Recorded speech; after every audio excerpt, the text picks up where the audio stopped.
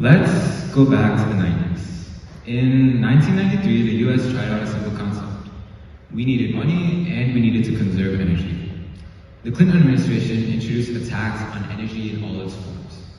What that meant was that as energy use increased, so would tax revenue. And as energy use decreased, more energy would be conserved.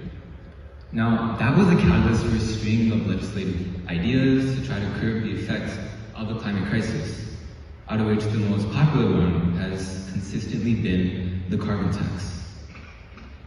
The carbon tax, you may have seen it on the news, as some people rally for it, as if their lives depended on it, and some people protest against it, as if their lives depended on it. And some politicians have even made it one of their main goals to get a carbon tax instituted.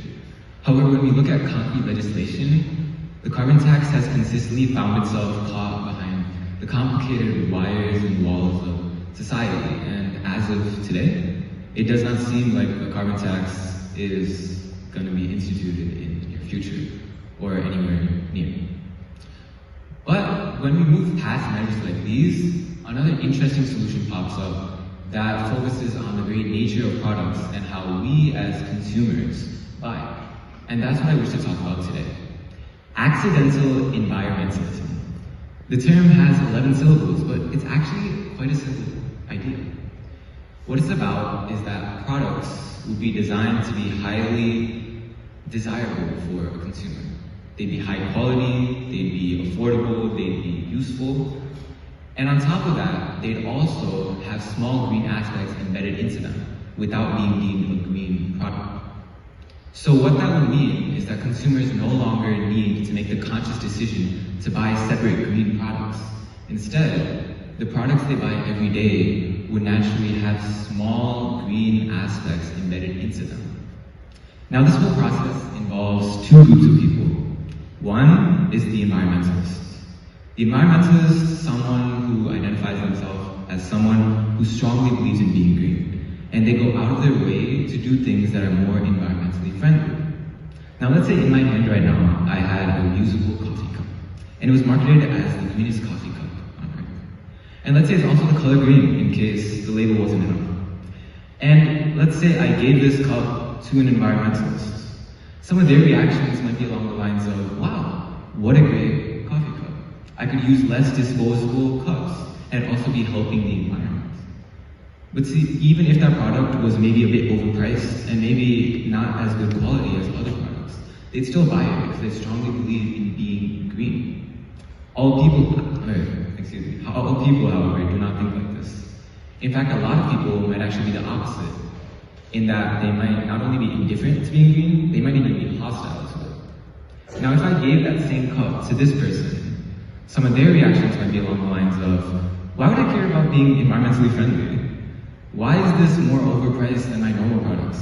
This package is too green for me. And this group is the most important part, because they are the people who become the accidental environmentalists. See, if we took that product back and we combined it by making it more affordable, making it more high quality, and making it green while not explicitly saying it's a green product, then two things would happen. One, everyone would be satisfied with the product. Regardless of if you're an environmentalist, if you're a non-environmentalist, or any guy in the street, you'd all be satisfied with the product because it meets your needs.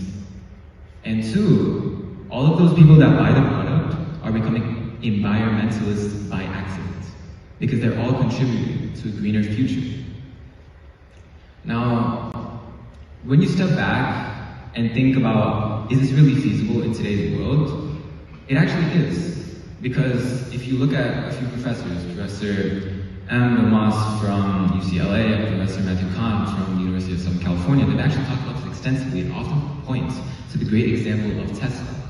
See, Tesla has sold almost 2 million vehicles and they're an extremely successful company. But when we all think about Tesla, what do we usually think about? We usually use terms to describe it like high-end, high quality. We might even go to the extent of calling it a status symbol. And this is consistent with what we see when we ask Tesla owners why they bought their car. Survey responses often cite things like cost, like performance, like maybe cargo space, and of course, aesthetics. But what a lot of people don't talk about is the environmental aspect. Hardly anyone will tell you that they bought a Tesla just to lower their carbon footprint, because that's just not true. They bought the product because they liked it, not because they wanted to be more green. But if you actually think about it, we know that Teslas are electric, but we ever think about how they do not use gas? Looking from a broader lens, they will help us move to a greener future. And this is the core idea that accidental environmentalism embodies. Taking that conscious decision out of the process and just making products naturally beneficial for a greener future. Now, if you take a step back and think about why people don't care about environmentalism, we have to come to terms with what society has been doing for thousands of years. It's exploited the natural environment and valued that more than its preservation. Economy just seemed easier to teach to future generations than ecology, and even though there are groups and cultures that are strong exceptions to this, the overall idea of environmentalism has only come mainstream in the past few decades.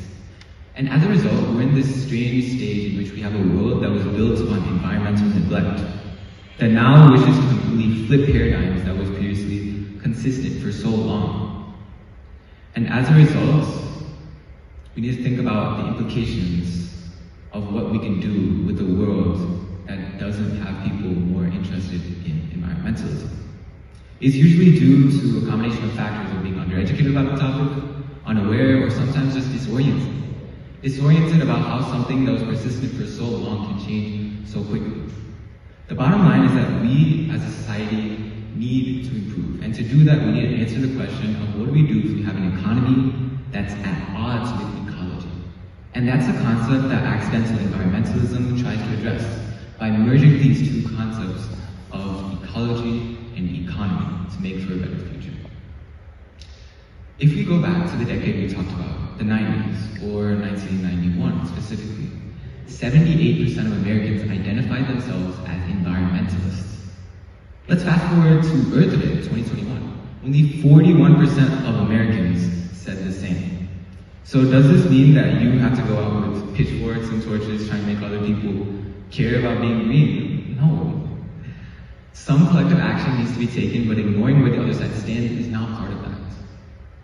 You may have your idea perfectly formulated in your mind. You could have a pitch with data, with diagrams, with charts, maybe even anecdotes, and you could think that your ability to convince could be foolproof. And then you could go, and then you could present, and then you could be outright rejected. And we have to understand that that's okay, because everyone has a reality. Some people are living in this reality, where they know that being green is important. And some people are living in this reality, where they know that there are more important things to be focusing on. It's not until we understand that each side has its own justification that we can come to terms with the reality that everyone is living in their own reality. And when we step back and think about this, then we're actually not that different. Although we might have different thoughts, we all go to the same schools. We go to the same jobs. We live in the same communities. We live on the same earth.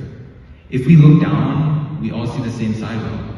If we look up at the sky, we all see the same gas prices. And we have to realize that in the future, we are going to be living on the same earth. And what that earth looks like depends on what we do today. As of today, it's 2022. And it's going to take a long time for everyone to take collective action and take conscious decisions to be more environmentally friendly.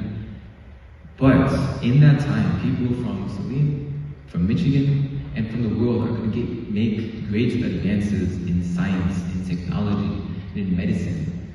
And when that happens, the least we can do is add small green aspects to those products. Sprinkling that innovation with the seeds for more accidental environmentalists. Thank you.